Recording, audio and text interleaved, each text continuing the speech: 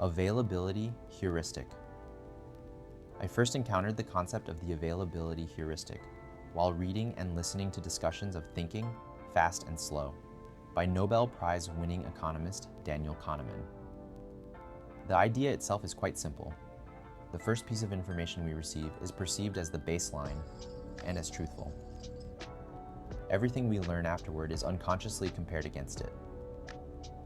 Likewise, whatever is easier for us to recall feels more correct.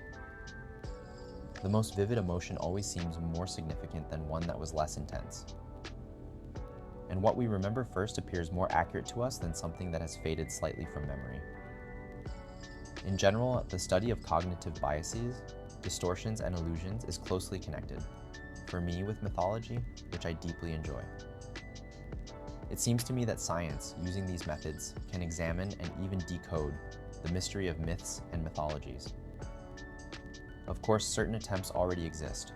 For example, Richard Dawkins with his view on the redundancy of faith, or conversely, Jordan Peterson in Maps of Meaning, who argues for the psychological usefulness of religion and belief. As for the availability heuristic, it is extremely easy to fall into this trap.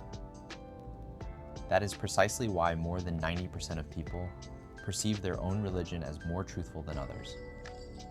Not because they have facts or have studied alternative religions, but because this was the religion they learned first from their parents. This is also why news about disasters and tragedies shocks us so deeply.